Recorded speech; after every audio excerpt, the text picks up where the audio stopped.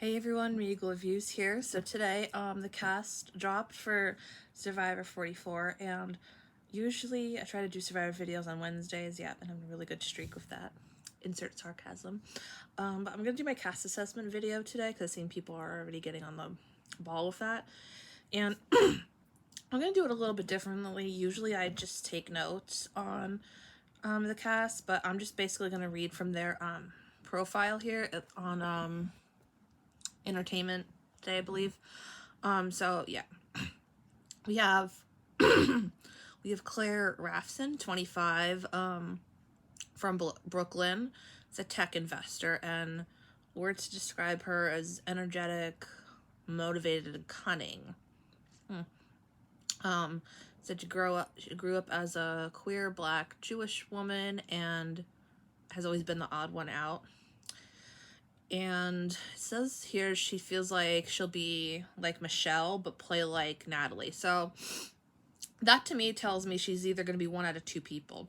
She's either going to be on the outcast part of the tribe, and she could potentially be a leader of that tribe, or she might be one that plays kind of like a solo game in a way. So yeah, I have pretty good vibes about Claire. Where I would place her, I would probably place her post merge, because I feel like if she feels like she's both Natalie and Michelle, they both have won. But I'm not going based off that. Michelle had a good social game, whether you like her or not, and Natalie, obviously, she won. She almost won a second time. She was runner-up in Winners at War. But she's also very cunning and sneaky and knows how to play the game. So we got Matt Blankenship, 27, from California. He's a software engineer. He describes himself as joyful, empathetic, and persistent. Let's see here. He sees himself as like Yule, like as it says here, combine the listening and conscientious building strengths of Yule, but then sees his energy as Marianne. So I feel like he'll be very likable on the tribe. If we're going based off Marianne's personality, might come across as annoying at first, but might be able to slip under the radar in that sense. Like they'll see like there's bigger threats out there to get rid of than him. So he's a wild card for me. Like he could go either way. He could either be so annoying he goes out pre-merge, or he could be able to slip under the radar and go post-merge. So he's a wild card for me. We have Carolyn Weiger from St. Paul, Minnesota. She's a drug counselor. Describes herself as passionate, loud, and open. So right there it tells me a lot, because with her being a counselor, you know, obviously she's dealt with different types of people before and is able to have that listening skill. So that's important to the social game. So in that sense, I feel like she'll be very good with that. The one thing that concerns me is a bit loud. I mean, so far, I mean, I don't know how old the other people are, but she is one of the older ones I've seen so far out of the 3 castaways I just said. So she might have that target on her back just because she's older. And a bit loud tells me that she could be one out of two things. She could be so loud that they get her out pre-merge that she's annoying, or she just might be very vocal in her views, but she might be able to have the social game and stuff to be able to make it in the game, far in the game anyway. So I'm gonna post Carolyn post-merge, because I feel like just with the counselor job title, she'll be really good at the game. Yam Yam Orocho from Puerto Rico is a salon owner. Describes himself as fun, loud, and caring. Sees himself as Suri, as like, because Suri is, you know, lovable, fun, and caring, but also a strategy genius. So I have a feeling that Yam Yam's gonna be a fan favorite. Would he win the game? I don't know, because Suri's never won the game, but Suri's also a fan favorite amongst many. So I have a feeling he's going to be one of those castaways that if he doesn't win, he's going to be definitely asked back again. So, I'm definitely placing him post-merge. I feel like he's just going to be one of those likable people that gets along with everybody and is going to be able to get far in the game. We have Lauren Harp, 31, from Texas. Describes herself as personable, resistant, and adaptable. Says she's a single parent. And says that's been challenging physically and mentally.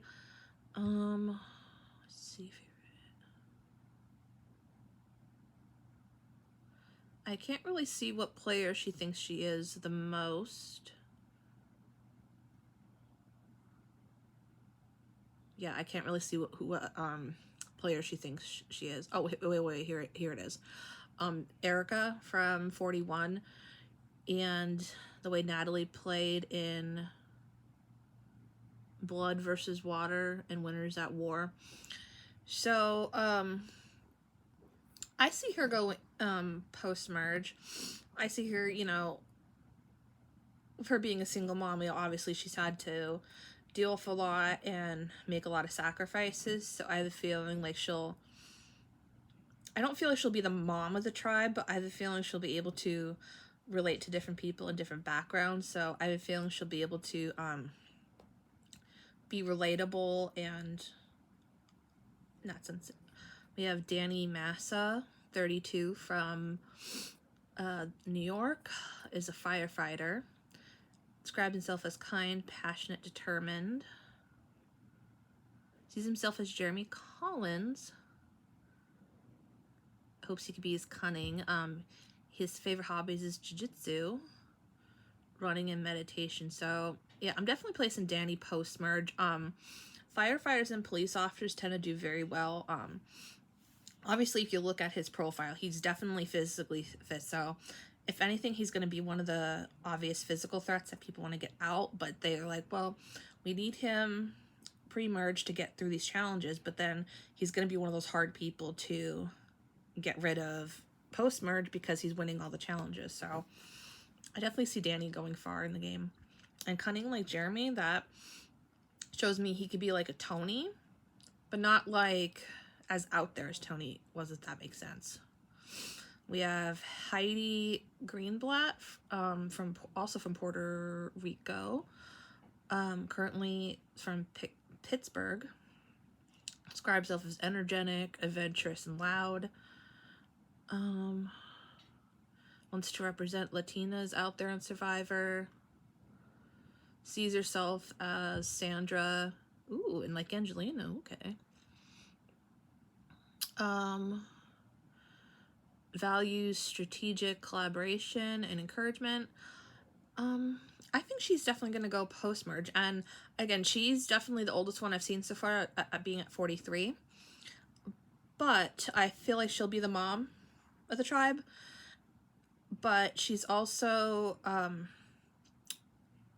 feel like she'll be a very loyal Alliance member, but she's not going to be afraid to cut throats when she needs to. Basically, like, she'll either be like loyal to you up until a certain point, and then it's like all hell breaks loose, or gonna be like, you're loyal, but if you double cross me, you're done. So yeah, I think like she'll do well. We have Carson Garrett, 20, from Georgia. He's a NASA engineering student. Describes himself as exuberant, innovative, multifaceted.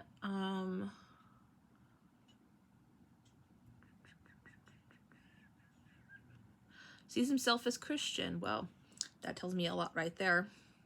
I'm getting, and I was just even going to say I got a lot of Christian vibes from him. Seems to, yeah, like, I feel like it's going to be one of those huge Survivor fans, you know, obviously like Christian was. And, be able to get along with everybody, but then is going to be like a big target when it comes post-merge. So I feel like that's going to be, I feel like Carson's going to be the merge vote. Because, like I said, I'm not getting a wild card vibe from him. I just feel like Carson's going to be the merge vote, because they're going to see that Carson's a strategic threat and a social threat, but is able to get to that point at the merge. But then once the merge comes, they're going to want to get Carson out. We have Maddie Pomilla from Huntington. Currently is from Brooklyn. Is a charity projects manager.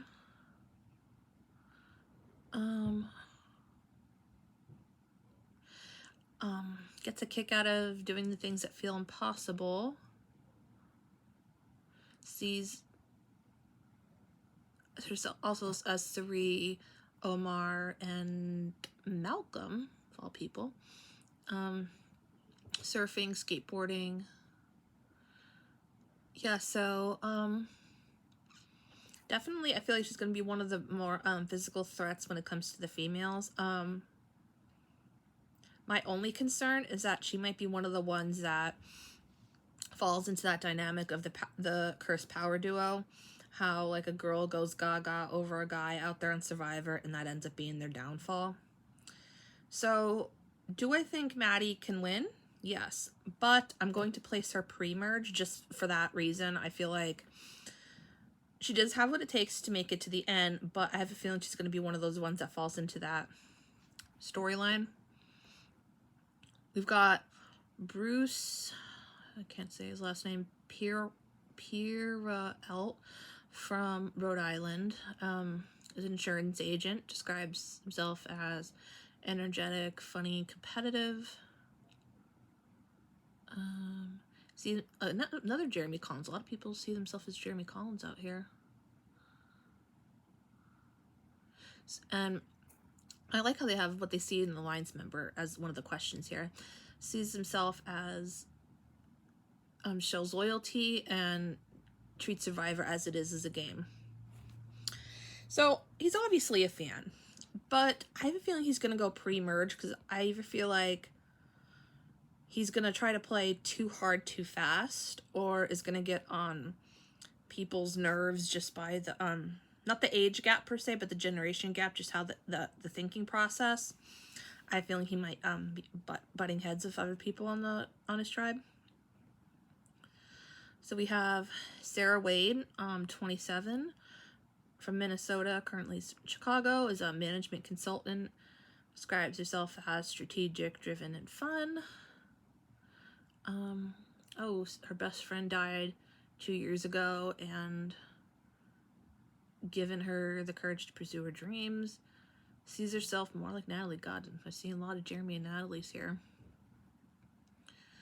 So I feel like Sarah might go pre-merge just because what people are starting to see now is people that have the sob story or the sad story. I feel like she could relate to a lot of people, so she may not go early pre-merge, but she might be right before the merge vote. But with her having the sad story, people don't want people with sad stories to make it to the end because they'll save that for the jury, and then the jury will be like, oh, I want to vote for them because, you know, obviously they deserve it. I'm not saying she would do that, but you know what I mean? Just a hunch. So we have Matt Grinstead, male, from Ohio, is a barbershop owner. Sees himself as spontaneous, caring, and adventurous. Is a super fan. Sees himself like Elaine. Ooh, that's a new one. Play most like Shannon Ben O. So I see Matt going pre-merge because of the whole Shan and playing like Ben. Shan comes across and Ben come across as annoying, but they're impossible to get rid of. So he might also be another person that goes late pre-merge, but I have a feeling he's gonna go pre-merge. We have Helen Lee, 29, from California, is a product manager. See yourself as empathetic, optimistic, and self-aware. Also another super fan. Identifies with Erica, a mix of Tina and Sophie. Okay. Values partnership and loyalty. And only me. Ooh, that's an interesting one. So I see her as being really cutthroat. I see that maybe, like, obviously she just said right there, like, she values loyalty to me and only me.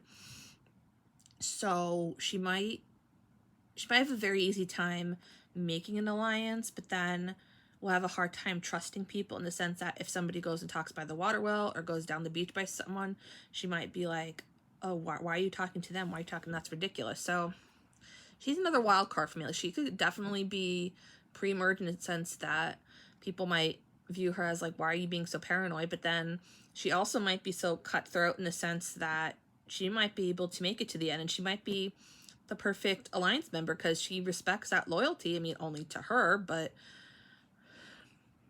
then we have Josh Wilder from Ohio, currently lives in Georgia, is a surgical podiatrist, sees himself as adventurous, charismatic, and ambitious. As he says in this thing here, wants to prove to himself and any other gay black boy or girl that you can do anything you put your mind to. Identify most of Jeremy. My God, Jeremy's very popular here. Hobbies, obstacle course races. So I think Josh is gonna go post-merge. You know, obviously he looks very physically fit, and obviously if his hobbies, obstacle course challenges, like, this isn't his first rodeo when it comes to the physical challenges, so the physical aspect of the game shouldn't be a problem for him.